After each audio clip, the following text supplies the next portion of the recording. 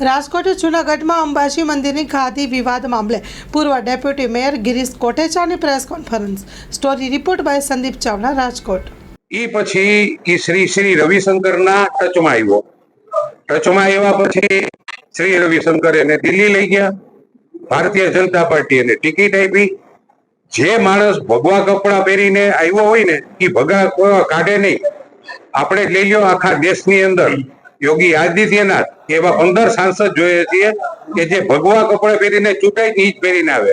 આ ભાઈએ તો દિલ્હી જઈને પેન્ટ શર્ટ બુશર્ટો કોટ પેન્ટ પહેરવાના ચાલુ કર્યા. મોટી મોટી પાર્ટીમાં જવા માંડ્યો.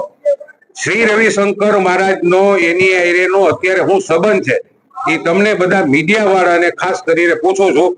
એને પૂછો કે તને ત્યાંથી કાઢી કેમ મૂક્યો ભાઈ?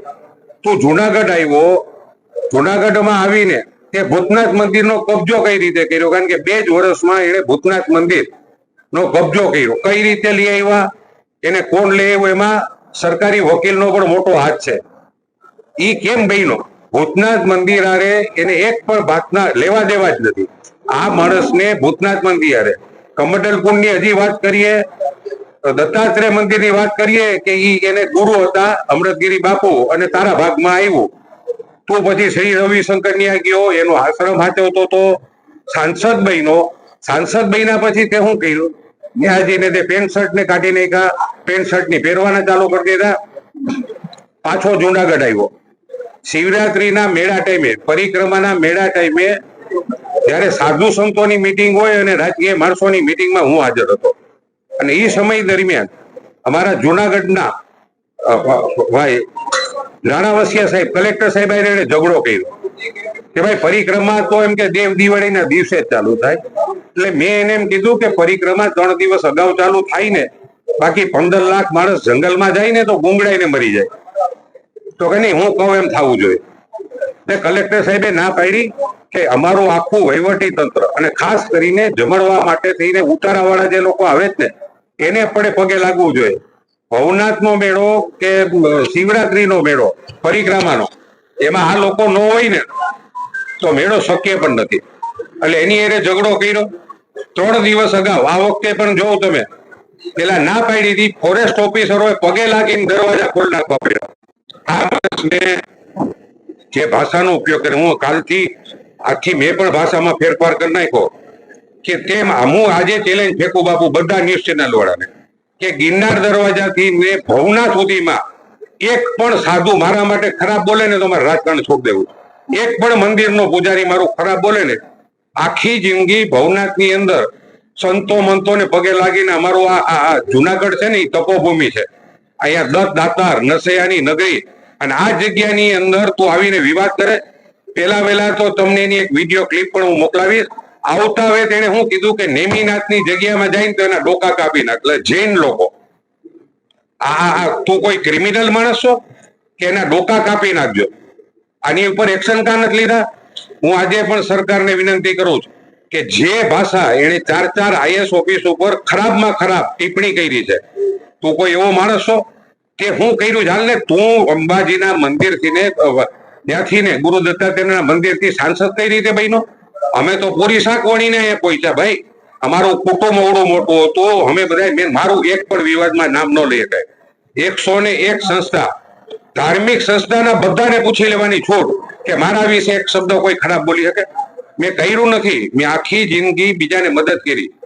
આજે એને કાલે એક ચિઠ્ઠી બતાવી કે ગિરીશ કોટેચા ભવનાથના મંદિરને હડપ કરવા માંગતો હતો. અરે તારા જેવા અમે નથી. તું ભગવા કપડા પહેરીને તારે શરમ આવી જોઈએ. ઈ સમયે ભવનાથની ટોટલ 56 એકર જગ્યા છે ને, 68 એકર જગ્યા માત્ર પુનિત આશ્રમની છે. ત્યાં માં શેલજા છે. શેલજા માને 1 વર્ષ માટે થઈને ભવનાથનું સંચાલન આપવામાં આવ્યું.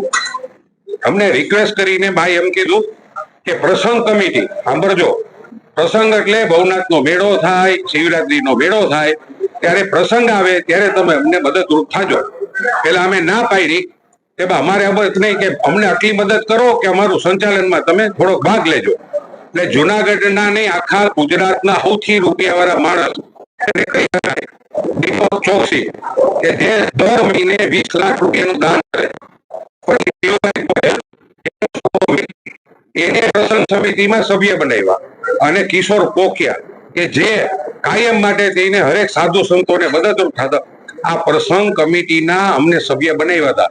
અને એમાં પણ એ સમયના વિશ્વંભર ભારતી મા મંડલેશ્વર એ પણ એમાં સભ્ય હતા.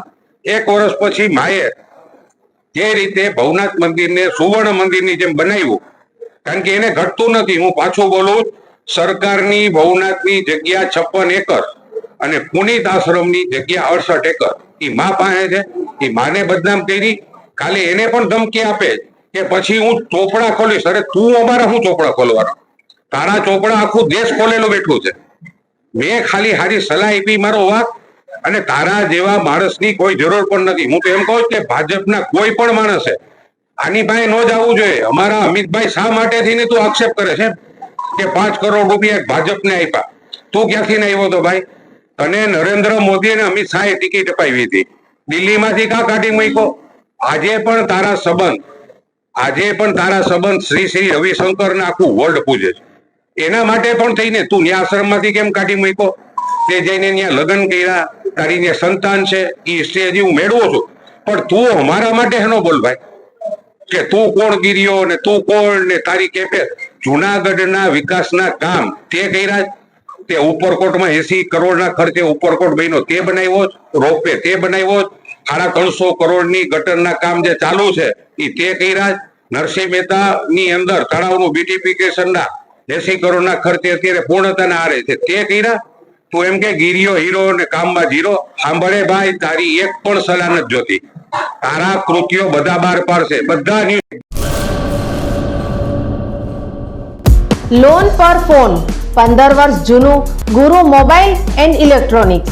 દરેક કંપનીના જૂના અને નવા મોબાઈલ લોન ઉપર મળશે અને ઇલેક્ટ્રોનિક્સ આઇટમો ફ્રીજ, ટીવી, વોશિંગ મશીન.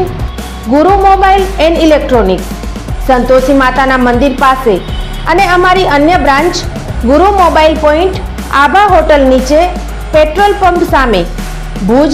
તો મેળવો લોન પે ફોન અને તમામ ઇલેક્ટ્રોનિક્સ એપ્લાયન્સીસ.